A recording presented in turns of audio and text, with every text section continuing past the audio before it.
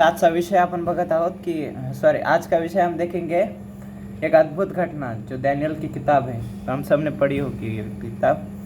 तो इसके अंदर एक अद्भुत घटना है जो तीन तीन बंदे मतलब प्रभु के इंसान आदमी मतलब जो किसी की भी परवाह न करते हुए उस मूर्ति के सामने नहीं झुकते, उनके बारे में आज हम देखने वाले हैं। और इसके पहले वाले अध्यायों में हमने देखा मतलब पढ़ने में मिला है कि जो दानियल था वो उसने राजा के स्वप्न का अर्थ बताया था। जो नबूकदनेस्सर राजा, तब बाबिल के इस पर राज्य था उसका, पूरे बाबिल पे उस पर राज्य था और यरूशलेम में भी था मतलब राज्य उसका। तो कोई उसके स्वप्न का अर्थ नहीं बता पाया था, लेकिन दानियल ने उसके स्वप्न का अर्थ भी बताया था और तभी उसने दानियल की बड़ाई की थी।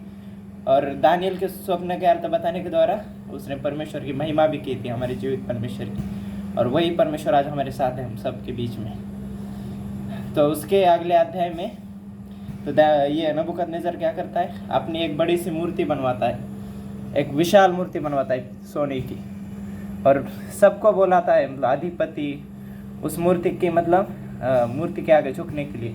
जैसा अभी वचन से पढ़ेंगे हम लोग, सोने की मूर्ति को दंडवत करने का आदेश। पहले वचन में पढ़ेंगे, नबूकदनेस्सर राजा ने सोने की एक मूर्त बनवाई जिसकी ऊंचाई 60 हाथ थी, मतलब वो मूर्ति बहुत बड़ी थी। और उसके आगे झुकने के लिए जाति जाति के लोग, बड़े बड़े अधिपति, बड़े बड़े गवर्नर्स, हाकिम, खजांची, ये सब आए थे उस मूर्ति के आगे झुकने के लिए, क्योंकि उस राजा का आदेश था। और उन्हीं के बीच में 3 ऐसे लोग थे जो प्रभु के लोग थे, 3 जो प्रभु के नाम किसी से डरने वाले नहीं थे, मतलब उन्होंने प्रभु पर एकदम विश्वास था उनका ये भी था, प्रभु हमें बचाए या ना बचाए लेकिन हम उस मूर्ति के आगे नहीं झुकेंगे। और उनके बारे में आज आगे पढ़ेंगे हम लोग। वचन 2 में देखेंगे, तब नबूकदनेस्सर राजा ने अधिपतियों, अभी देखिए कौन कौन लोग आए वहाँ पे मूर्ति के आगे झुकने के लिए, अधिपतियों, हाकिमों, गवर्नरों, जज, खजांचियों, न्यायियों, शास्त्रियों, ऐसे बड़े बड़े लोग जैसे मंत्री, प्रधानमंत्री, ऐसे लोग ले सकते हैं हम लोग। अच्छा, आदि प्रांत के सब अधिकारी को बुलावा भेजा। उसने बुलावा भेजा कि सबको, मैंने ऐसी एक बड़ी विशाल मूर्ति की स्थापना की है और तुम सबको इसके आगे झुकना ही पड़ेगा। वे उस मूर्त की प्रतिष्ठा में आए जो उसने खड़ी कराई थी। तब अधिपति, हाकिम, गवर्नर, ये सब बड़े बड़े लोग आ जाते मतलब उसके बुलाने पर। प्रांत के सब अधिकारी नबूकदनेस्सर राजा की खड़ी कराई मूर्त की प्रतिष्ठा के लिए इकट्ठा हुए और उस मूर्त के सामने खड़े हुए। अभी उसने मूर्त की स्थापना कर दी थी और सबके पूरे राज्य में, पूरे मतलब जितने वहाँ लोग थे, सब में ऐलान कर दिया था कि मैंने इस बड़ी मूर्ति बनाई है, सब उसके आगे दंडवत करने आ जाओ। जो नबूकदनेस्सर राजा था मतलब वो खुद को ईश्वर समझने लगा था। वो क्या समझने लगा था? खुद को ईश्वर समझने लगा था। और उसमें जो घमंड था मतलब खुद ईश्वर बनने का सपना था उसका, वो उसका क्या होता है आगे देखेंगे। अभी वचन 4 में पढ़ेंगे, तब ढिंढोरियों ने ऊंचे शब्द से कहा, ऊंचे शब्द से पुकार के कहा। जैसे कोई पुराने ज़माने में जैसे कोई अनाउंसमेंट देनी हो तो गाँव में कैसे ढिंढोरा पीटते थे, वैसे ऊंचे शब्दों में कहा, हे देश देश के और जाति जाति के लोगों और भिन्न भिन्न भाषा के बोलने वालों, तुमको यह आज्ञा मिलती है, तुमको यह आज्ञा सुनाई जाती है कि जिस समय तुरी, नरसिंह, बांसुरी, वीणा, सारंगी, सितार, शहनाई, मतलब जितने संगीत बजे, जैसे तुम्हारे कान में पड़े तुरंत साक्षात दंडवत मूर्ति के आगे करना चाहिए तुम लोगों। जैसा तुम्हें उसी समय गिरकर नबूकदनेस्सर राजा की खड़ी कराई हुई सोने की मूर्त को दंडवत करो। वो भी ऐसा वैसा दंडवत नहीं, पूरी तरह से झुक के दंडवत करो। जो कोई गिरकर दंडवत न करेगा, जो दंडवत न करेगा उसे उसी घड़ी मुझे उसी समय धधकते हुए भट्टे के बीच में डाल दिया जाएगा। अभी आगे पढ़ेंगे। उसने ये ऐलान कर दिया। और आज भी हम देखते हैं कि शैतान क्या करता है, मतलब जो विश्वासियों को मतलब उनकी परीक्षा लेने के लिए पृथ्वी के जो लोग हैं उसके लोग हैं, जो उसके खुद के लोग हैं। यीशु ने क्या कहा, इस संसार का ईश्वर, संसार का एक ईश्वर है और ये संसार है ना उसके कब्जे में है पूरी तरह से। और ऐसे ही वो अपने लोगों का इस्तेमाल करता है। ताकि विश्वासियों को परेशान कर सके, ताकि विश्वासियों का विश्वास की परीक्षा कर सके। देखो, इस कारण उस समय जो ही सब जाति के लोगों को नरसिंगे, अभी ये देखिए यहाँ पे फोटो में देख सकते हैं आप, नरसिंगे, बांसुरी, वीणा, सारंगी, सितार, शहनाई आदि सब प्रकार के बाजू का शब्द सुनाई पड़ा। अभी उन लोगों ने वो सब बजाना शुरू कर दिया। मतलब वो समय आ गया कि पूरे आसपास के शहर के, आसपास के देशों के लोग उस मूर्ति के आगे दंडवत करें। वो भी ऐसा वैसा दंडवत नहीं, जैसे आप फोटो में देख सकते हैं, घुटनों में आके पूरी तरह से दंडवत करें, जैसे कि वो परमेश्वर हो। त्यों ही देश, अभी वो संगीत बजाया उन लोगों ने। जैसे ही संगीत सुनाई दिया, बड़े बड़े, आप मंत्री ले लो, महामंत्री, प्रधानमंत्री, जो भी ले लो, जैसे ही उनके कान पे म्यूजिक पड़ा, उन्होंने साक्षात उनको दंडवत कर दिया। देखो, उन्होंने गिरकर उस सोने की मूर्ति को जो नबूकदनेस्सर राजा ने खड़ी कराई थी, दंडवत किया। अभी जो मूर्ति बनाया वो भी संसार के ईश्वर का था, और जो लोग थे वो भी उसी के थे। लेकिन उन्हीं के बीच में 3 ऐसे लोग जो परमेश्वर के खुद के लोग हैं, चुने हुए लोग, जो परमेश्वर को शुरुआत से विश्वास करते थे। जैसे दानियल की किताब अध्याय 1 और 2 में भी हम देख सकते हैं कि उन्होंने वो मांस खाने से मना किया था। जैसे वो मांस, कौन सा मांस खाने से मना किया था उन लोगों ने? जो बलि किया हुआ था, मूर्ति के आगे अर्पण किया हुआ था, सब वो मांस खाते थे, लेकिन उन लोगों ने मना किया। अभी आगे देखेंगे मूर्ति के आगे दंडवत किए हुए लोगों में कौन कौन था। पहले इसमें नज़र डालते हैं हम लोग। इसमें कौन कौन था मूर्ति के आगे? अधिपति। पहले कौन थे? अधिपति, हाकिम। ये कोई छोटे मोटे लोग नहीं थे जो मूर्ति के आगे झुके थे, ये बड़े बड़े पद वाले लोग थे। अधिपति, हाकिम, गवर्नर, जज, खजांची, न्यायी, शास्त्री आदि प्रांत प्रांत के सब अधिकारी।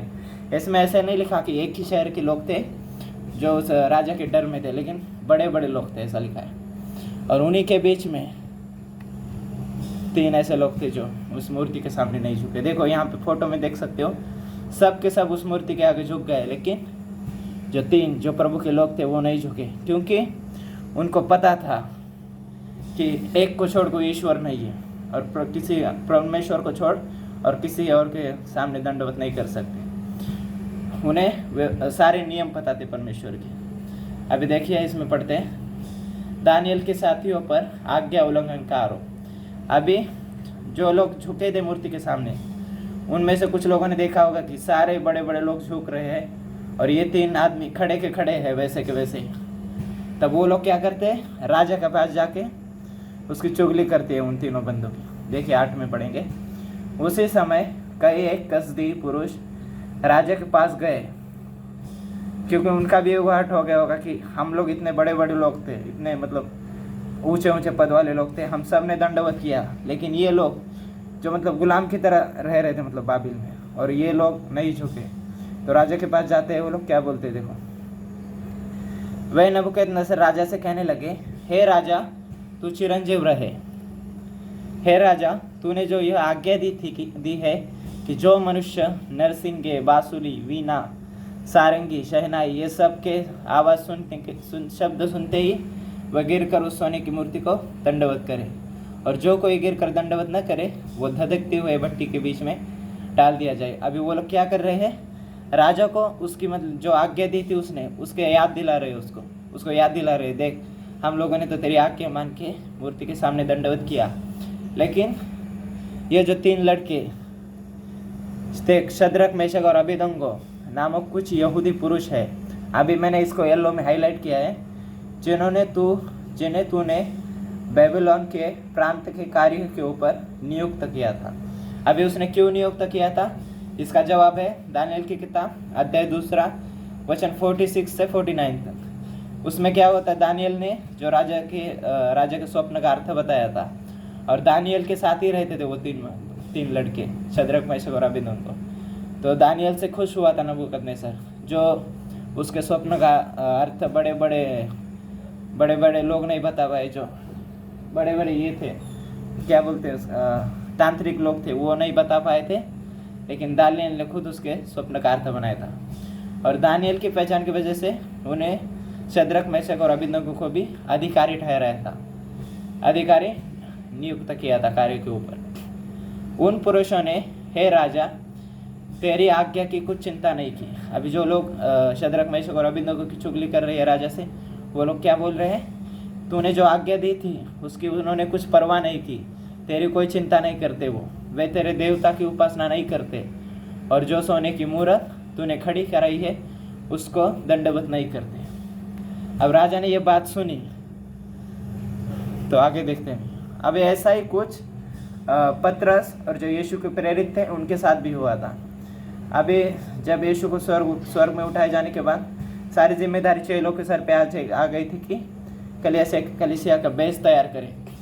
तो उन पढ़ते हैं हम लोग ये 3 वचन।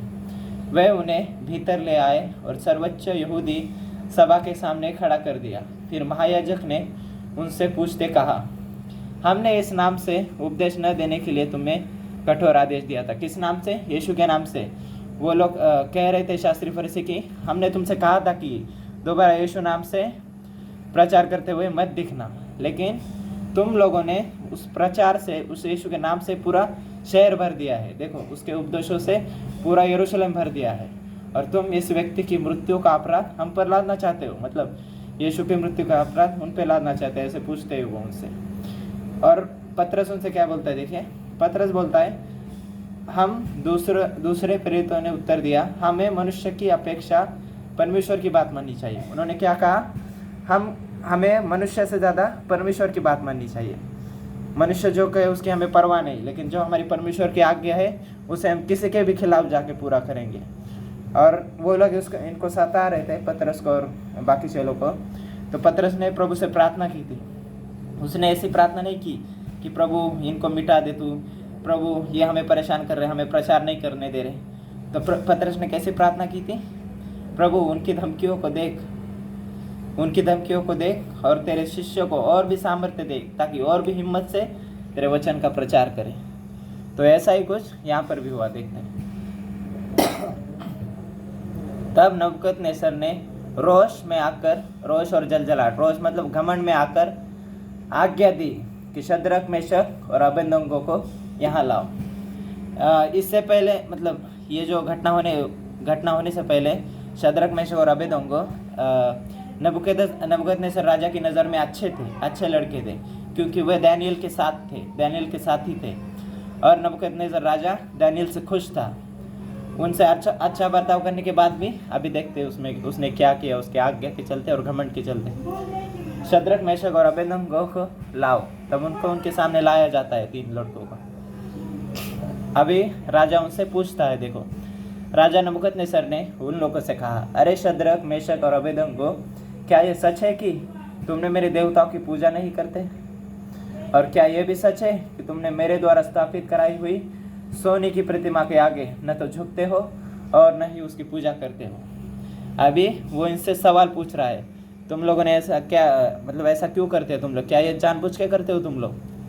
अभी देखिए, अब वो नबूकदनेस्सर राजा है जो उनको सेकंड चांस देता है। सेकंड चांस क्यों दिया उसने? क्योंकि वो दानियेल के साथ ही थे। अभी एक बात गौर करने जैसी है, अभी इसने सेकंड चांस दिया, मतलब शैतान उसके बीच में काम कर रहा था। अभी ये नहीं झुके तो इनको एक और मौका देते हैं कि इनकी विश्वास की एक और बार परीक्षा कराएंगे हम लोग। अगर ये झुकते हैं, शैतान तो मौका ढूंढेगा आपको झुकाने के लिए, लेकिन आपको परमेश्वर की लीडिंग में रहना है। इन जैसे, मतलब बाइबल हमें दी गई है ना, उसमें से ऐसी घटनाएं हैं जहाँ लोग झुके नहीं, वो सर कटाने के लिए तैयार हो गए लेकिन झुके नहीं। अभी ये जो घटना हो रही थी, इनको नहीं पता था कि परमेश्वर उनको भट्टी से बचाएगा या नहीं बचाएगा। इनको विश्वास था, लेकिन उन्होंने साफ कह दिया था, अगर नहीं भी बचाता है हमारा प्रभु, तब भी हम मरने के लिए तैयार है, लेकिन तेरे मूर्ति के आगे नहीं झुकेंगे। अब देखो, तुम सब नरसिंगों, बांसुरियों, सितारों और सातों के बाजे वानों को, मतलब अभी तुम्हारे लिए फिर से म्यूजिक बजाया जाएगा, तुम्हारे लिए फिर से शहनाई, ये सब बजवाया जाएगा। अगर तुम नहीं झुके तो तुमको भट्टी में डाल दिया जाएगा। अभी ये दूसरा चांस क्यों दे रहा है? देखिए, मतलब शैतान काम कर रहा है यहाँ पे। शैतान उसको झुकाना ही चाहता था, लेकिन प्रभु दूसरा मौका नहीं देगा, ये उनको पता था। अभी आपने कहीं पढ़ा है कि प्रभु दूसरा मौका देता है? न्याय के दिन प्रभु दूसरा मौका नहीं देगा। अभी देखते हैं, अभी उसने दूसरी बार उनको एक चांस दे दिया कि अगर इस बार तुम लोग नहीं झुके तो तुमको मृत्युदंड सहना पड़ेगा। ये देखो, यदि तुम मेरी बनाई हुई मूर्ति की पूजा करने को तैयार हो तो अच्छा है, तैयार हो तो अच्छा है, और यदि उसकी पूजा नहीं करते हो तो तुम्हें तत्काल उसी समय धधकती हुई भट्टी में झोंक दिया जाएगा। फिर तुम्हें कोई भी देवता, अभी वो उनको बोलता तो बोलता है, ऊपर से उनके देवता को भी चैलेंज करता है, ऐसा देखिए। और मैं देखता हूँ, वो बोलता है मैं देखता हूँ कि कौन सा देवता तुम्हें मेरी शक्ति से बचाएगा। उसने क्या कर दिया, उसको परमेश्वर से भी ऊपर कर दिया उसने खुद को। अब आके देखेंगे, उसने उन तीनों को ही नहीं, उन तीनों के परमेश्वर को भी चैलेंज कर दिया यहाँ पे। अब देखते हैं, शद्रक मेशक और अबेदनगो ने उत्तर देते हुए राजा से कहा, हे नबूकदनेस्सर, हमें तुझसे इन बातों की व्याख्या करने की कोई आवश्यकता नहीं। अभी नबूकदनेस्सर राजा शद्रक मेशक और अबेदनगो को क्या कह रहे, जो लोग पहली बार नहीं झुके वो दूसरी बार भी नहीं झुकेंगे। हमें तेरे दूसरे चांस की कोई ज़रूरत नहीं, तेरा जो दूसरा चांस है अपने पास रख, तुझसे इन बातों की व्याख्या करने की कोई आवश्यकता नहीं। ऐसा उन्होंने साफ साफ उसको मना कर दिया। अभी देखो 17वें वचन में देखेंगे, यदि हमारा परमेश्वर जिसकी हम उपासना करते हैं, किसकी उपासना करते हैं, जीवित परमेश्वर की, उसका अस्तित्व है तो वह इस जलती हुई भट्टी से हमें बचा लेने में समर्थ है। मतलब हम जिस परमेश्वर की आराधना करते हैं, हम लकड़ी पत्थर पेड़ पहाड़ की आराधना नहीं करते, लेकिन हम जीवित है, इस सृष्टि के उन सब को बनाने वाले के परमेश्वर की आराधना करते हैं। अभी देखते हैं, वह हमें इस जल जलाती हुई भट्टी से बचाने में समर्थ है। उसमें इतनी ताकत है कि वो हमें इस भट्टी से भी बचा लेगा। अरे ओ राजा, अभी उसको चिढ़ा के बोलते हैं, देखो, अरे ओ राजा, वो हमें तेरी ताकत से बचा लेगा क्योंकि हमारा परमेश्वर तुझसे भी बड़ा है। यहाँ पे यीशु की एक बात याद आती है। यीशु ने कहा था किससे डरना है, यीशु ने क्या कहा था, किससे डरना है। यीशु ने कहा था हमें उससे नहीं डरना है जो हमारे शरीर का घात करेंगे, हमें उससे डरना है जो हमारी आत्मा और शरीर दोनों को नष्ट कर सकते हैं। तो इन लोगों को भी पता था, ये सब इन लोगों को पता था, ये ज़्यादा से ज़्यादा क्या कर लेगा, हमें मार देगा, हमारा सर काट देगा, हमें भट्टी में डाल देगा, हमको जला देगा, लेकिन ये हमारी आत्मा को हाथ तक नहीं लगा सकता क्योंकि उसके बस में वो नहीं है। अभी 18वां वचन पढ़ेंगे। अभी उन लोगों ने चैलेंज कर दिया, तेरी ताकत से बचाने के लिए हमें हमारा परमेश्वर समर्थ है। किंतु राजा, यह हम चाहते हैं कि तू इतना जान ले। अब उसको चैलेंज, फिर से चैलेंज कर रहे हैं वो लोग, तो इतना जान ले कि अभी और वो ऐसे डरे नहीं, वो ऐसे नहीं कहा राजा हमें छोड़ दे, हम तेरी मूर्ति का नहीं झुक सकते, हमारे परमेश्वर का ऐसा है। उन्होंने ऐसे बेचारे टाइप उनसे नहीं पूछा, उन्होंने डायरेक्ट चैलेंज दे के कह दिया, तू इतना जान ले, यदि परमेश्वर हमारी रक्षा भी न भी कर सके तो भी हम तेरे देवता के सामने झुकने से इनकार करते हैं। अभी उन लोगों ने क्या कहा, बचाएगा तो ये हमें विश्वास है, लेकिन अगर उसने बचाया भी नहीं तो भी हम तेरी मूर्ति के आगे नहीं झुकेंगे। उन्होंने क्रिस्टल क्लियर नहीं बोल दिया, हम उसकी पूजा नहीं करेंगे। तेरी मूर्ति चाहे सोने की हो, चाहे चांदी की, चाहे हीरे की हो, हम तेरी मूर्ति के आगे नहीं झुकेंगे। आगे देखते हैं। अभी राजा का क्रोध भड़क जाता है। अब इस पर नबूकदनेस्सर का क्रोध भड़क उठा। नबूकदनेस्सर राजा भड़क उठा क्योंकि उसका घमंड ऊंचा था। जैसे उसने मूर्ति ऊंचे बनाई थी वैसे उसका घमंड भी उससे ऊंचा था। तो उसने शद्रक मेशक और अबेदनगो की ओर से घृणा से देखा, उसने गुस्से से देखा, उसने गुस्से भरी आंखों से उसकी तरफ देखा। उसने आज्ञा दी कि वह भट्टी को, मतलब उसने आज्ञा दी कि हर बार जितनी भट्टी तुम गर्म करते हो उससे 7 गुना ज़्यादा भट्टी को गर्म करो और भी ज़्यादा गर्म करो। इसके बाद मतलब 7 गुना ज़्यादा धकाया जाए। इसके बाद नबूकदनेस्सर ने अपनी सेना के कुछ बहुत मजदूर, मतलब नबूकदनेस्सर ने आज्ञा दी कि भट्टी को 7 गुना तब तक किया जाए, और उसने कुछ सैनिकों को आज्ञा दी कि वे शद्रक मेशक और अबेदनगो को बांध ले ताकि वो भाग ना जाए, मतलब तो उनको बांधने की भी आज्ञा दी गई। तो राजा ने उन सैनिकों को आज्ञा दी कि वे शद्रक मेशक और अबेदनगो को धधकती हुई भट्टी में झोंक दे। अभी उन सैनिकों को आज्ञा मिलती है और इस तरफ भट्टी की फ़ोटो देख सकते हैं। अब ऐसे गर्म की गई थी भट्टी और दूसरी तरफ उन तीनों को बांधा जा रहा था रस्सी से उस भट्टी में झोंकने के लिए। अभी उन दोनों तीनों को भट्टी में डाल दिया जाता है। देखो, सो शद्रक, मेशक और अबेदनगो को बांध दिया और फिर धधकती हुई भट्टी में धकेल दिया गया। उन्होंने अपने वस्त्र अंगरखे पतलूने मतलब कपड़े पहने हुए थे उन लोगों ने। जिस समय राजा ने आज्ञा दी थी उस समय वह बहुत क्रोधित हुआ था, इसलिए उसने तत्काल ही भट्टी को बहुत अधिक तपा दिया था। कितनी अधिक? 7 गुना अधिक तपा दिया था। इतना कि अभी वो लोग जो शद्रक और मेशक अबेदनगो को 3 लड़कों को भट्टी में झोंकने के लिए ले जा रहे हैं, भट्टी इतनी गर्म थी कि वो फेंकने जा रहे जो सैनिक है वो तक मर जाते हैं, उस गर्मी से मर जाते हैं, वो उस आँच से वो भुन जाते हैं, इतनी गर्मी थी, उतनी गर्म थी भट्टी। इसलिए उन्होंने तत्काल ही भट्टी को बहुत अधिक तपा लिया। आग इतनी भड़क रही थी कि उसकी लपटों से वे शक्तिशाली सैनिक मर गए। उसके सैनिक क्या हो गए? वहीं पर मर गए। जो उसको छोड़ने जा रहे थे वो खुद मर गए। वह सैनिक उस समय मारे गए जब उन्होंने आग के पास जाकर शद्रक, मेशक और अबेदनगो को आग में धकेल दिया। उन्होंने उनको तो आग में धकेल दिया लेकिन खुद भी मर मिट गए उस आगों की लपटों में। अभी आगे देखेंगे, एक आश्चर्य कर्म यहाँ पे होने जा रहा था। शद्रक, मेशक और अबेदनगो आग में गिर गए थे। उन्हें बहुत कसकर बांधा हुआ था, उन्हें कसकर बांधा, हाथ पीछे बांधे थे उनको पूरा, मतलब वो हिल डुल नहीं सकते थे खुद से।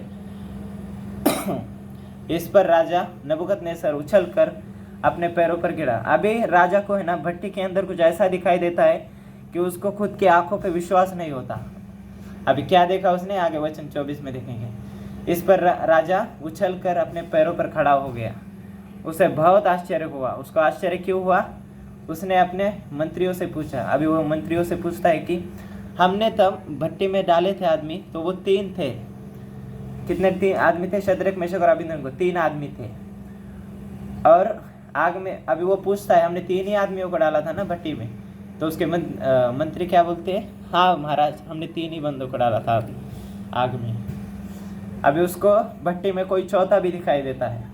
फिर उसने कहा अब मैं देखता हूँ कि 4 पुरुष आग के बीच खुले हुए टहल रहे हैं। उनको कसकर बांधा गया था लेकिन अभी वो खुले हुए टहल रहे हैं और उनको जो छोड़ने गए थे सैनिक वो खुद मर गए अब लपटों से और उनको कुछ भी हानि नहीं पहुंची।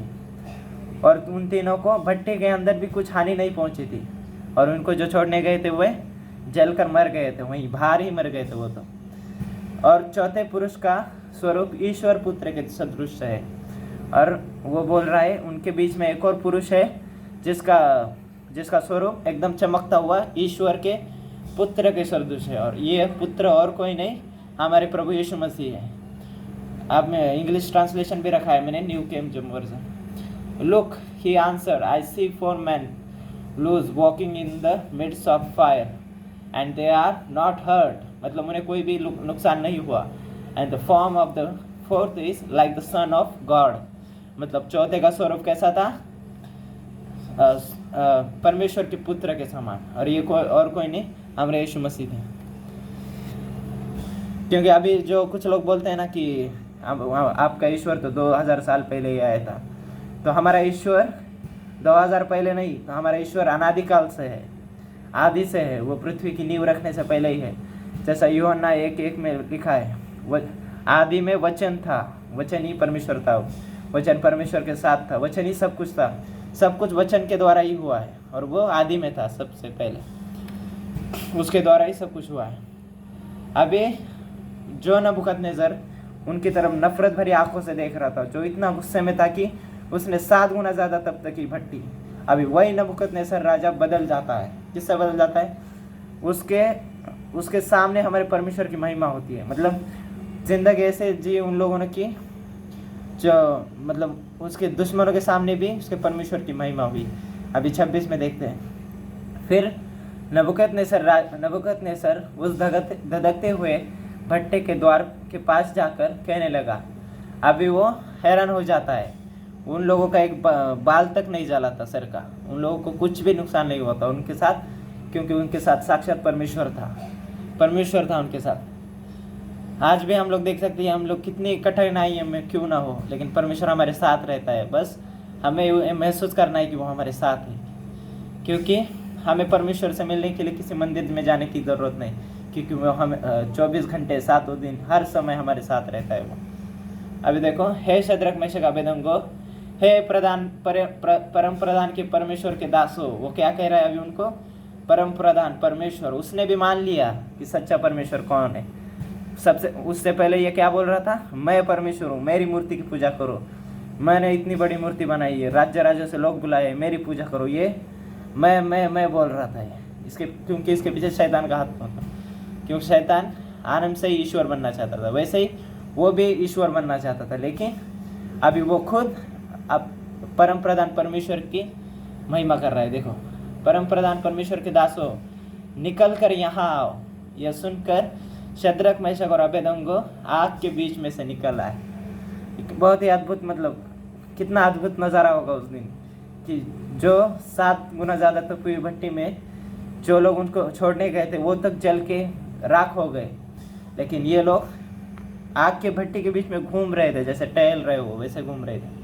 अब वचन 27 में देखिए, जब अधिपति, हाकिम, गवर्नर और राजा के मंत्रियों ने जो इकट्ठे हुए थे उन पुरुषों की ओर देखा, तब उनकी देह में आग का कुछ भी नहीं था। यहाँ तक कि उनके शरीर में से, उनके हाथों पैरों में से, मतलब आग की खुशबू तक, आग की गंध तक नहीं आ रही थी। और उनके सिर का एक बाल भी न झुलसा, जला तो छोड़ो लेकिन झुलसा भी नहीं था। न उनके मोजे कुछ बिगड़े और न जलने की कुछ गंध आई। जैसे वचन 22 में देखा था कि जो लोग छोड़ने गए थे वो तो राख हो गए, लेकिन इन लोगों का कुछ भी नहीं होता। इनके अंदर से मतलब गंध तक नहीं आ रही थी आग की। इतना अद्भुत हमारा परमेश्वर है। और आपको मतलब प्रेरणा देने के लिए, आपको हिम्मत बढ़ाने के लिए, मतलब आपका विश्वास बढ़ाने के लिए कुछ वचन रखे हैं मैंने। भजन संहिता 91, परमेश्वर तुझको सभी छिपे खतरों से बचाएगा, परमेश्वर तुझको सब भयानक व्याधियों से बचाएगा। यशायाह 43 में भी ये लिखा है, जब तुझ पर विपत्तियाँ पड़ती है मैं तेरे साथ रहता हूँ। जब तू नदी पार करेगा तो तू बहेगा नहीं, जब तू आग से होकर गुजरेगा तो तू जलेगा नहीं। लपटें तुझे हानि नहीं पहुँचाएगी, लपटें, आग की लपटें तक तुझे हानि नहीं पहुँचा सकती। और ये कब होगा? जब हम उस ईमानदारी से उसके साथ चलेंगे, जैसे उन 3 लड़कों ने किया। कुछ भी हो जाए, चाहे हमें मरना पड़े, चाहे हमें जलना पड़े, चाहे हमें राख होना पड़े, लेकिन हम उस मूर्ति के सामने नहीं झुकेंगे। ऐसा उन्होंने मन में ठान लिया था। वो नहीं जानते थे कि परमेश्वर मदद करेगा या नहीं करेगा। वो नहीं जानते थे यीशु मतलब परमेश्वर का पुत्र उन्हें भट्टी में बचाने के लिए आएगा या नहीं आएगा। लेकिन उन्होंने जो होगा देखा जाएगा ऐसा बोल के उन्होंने सीधे सीधे जवाब दिया उससे, ना डर के ना हिचकिचा के। उन्होंने सीधे सीधे बोला उन लोगों से। जैसे दाऊद ने भी, दाऊद तो छोटा लड़का था, लेकिन उसने ये नहीं छोटा, गोलियात इतना बड़ा है, उसके पास तो तलवार होगी, उसके पास तो ये होगा वो होगा, उसने नहीं सोचा। उसने बस परमेश्वर की आवाज़ सुन के उससे लड़ने के लिए निकल पड़ा, वो भी एक पत्थर और गुलेर के साथ में। तो उसने परमेश्वर की मदद से उनको हराया। उसने ना शस्त्र से ना किसी तलवार की मदद, उसने परमेश्वर की मदद से गोलियात को हराया। वैसे ही हमें जो भी जीवन में हमारी लड़ाई चल रही हो, दुख हो, कुछ भी हो, लेकिन हमें परमेश्वर की मदद से ही लड़ना है और वचन का इस्तेमाल करना है। जैसे मत्ती 4 में यीशु की जब परीक्षा हो रही थी, तब यीशु ने नहीं कहा शैतान फायर, ऐसे नहीं कहा, उसने कुछ भी नहीं कहा। उसने सीधा वचन की तलवार उठाई और उससे लड़ना शुरू किया। यीशु ने कुछ बड़ी बड़ी बातें नहीं की उससे। यीशु ने कहा लिखा है, देख, सिर्फ परमेश्वर को दंडवत कर, लिखा है। उसने सिर्फ वचन का सहारा लिया। यीशु ने हमें एक चिन्ह दिखाया कि हम कैसे लड़ सकते हैं शैतान से, तो हमें भी वैसे ही लड़ना है। अभी आगे देखेंगे। अभी नबूकदनेस्सर राजा परमेश्वर की बड़ाई करता है। देखो, धन्य है शद्रक मेशक और अबेदनगो का परमेश्वर। अभी ये बात सुन के अच्छा लगता है सुनने में। धन्य है शद्रक मेशक और अबेदनगो का परमेश्वर, जिसने अपना दूध भेजकर अपने इन दासों को इसलिए बचाया क्योंकि इन्होंने राजा की आज्ञा न मानकर तुझे पर भरोसा रखा और यह सोचकर अपना शरीर भी अर्पण कर दिया।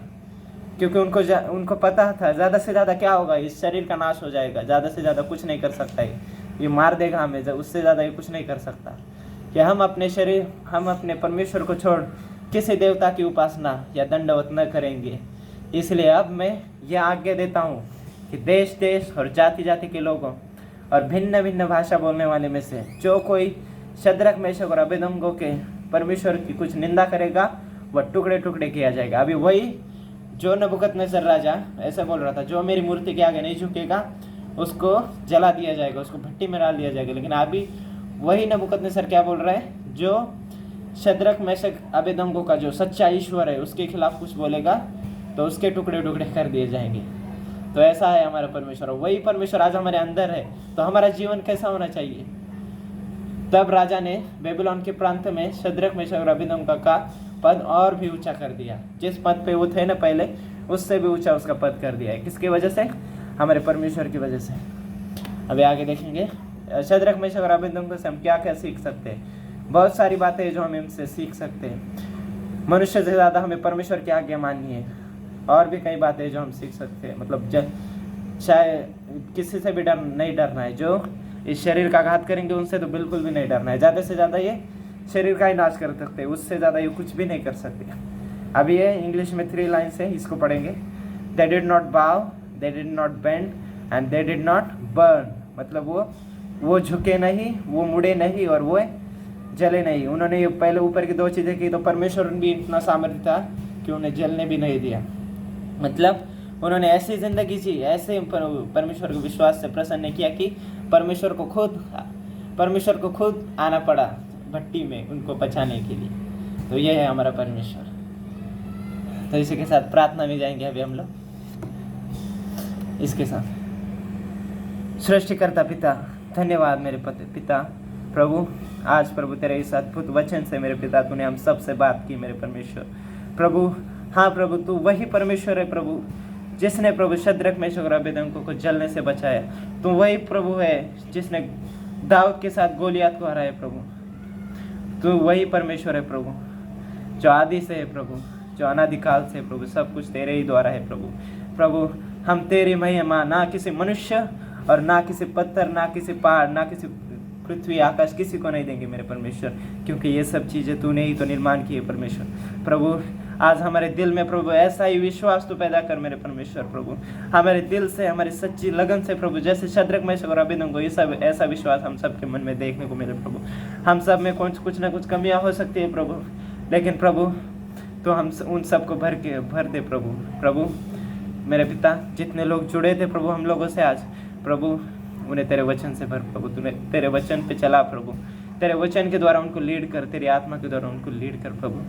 यस मेरे खुदा प्रभु, तेरे नाम की बड़ाई हो प्रभु। सब आदर मान महिमा करो हम तुझे देते हैं। यीशु के नाम से इस प्रार्थना को मांगते हैं, आमीन।